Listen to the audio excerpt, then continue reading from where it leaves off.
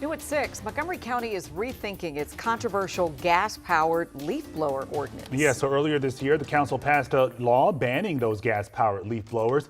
But now leaders worry a stipulation in that policy could unnecessarily target immigrant communities. Our Matt Gregory is in Rockville tonight. So Matt, what is the concern here?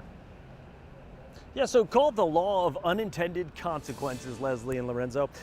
Basically, in order to enforce this ban, folks are supposed to snap a picture of the offender using the gas-powered leaf blower. They submit that, and then the fine would ensue.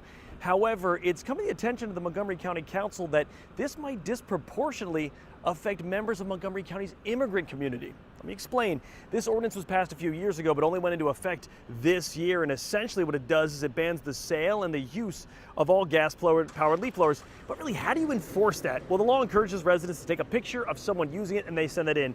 However, the council this week realized there's a big problem. When it comes to landscaping companies, many of them employ immigrant labor here in the country. And the worry is pictures submitted could be used by immigration enforcement to target those workers. So today, the council considered changes. Instead of a picture, now they're going to ask in a new bill they put forward for at least 2 witnesses would be required to report the infraction. But we asked the council president, how can the county trust that those witnesses are telling the truth? So there is definitely a process that you can go through to appeal it. We, not just on this, but noise complaints in general and other issues that might have some neighbors in conflict with each other. And we're always balancing that in the county.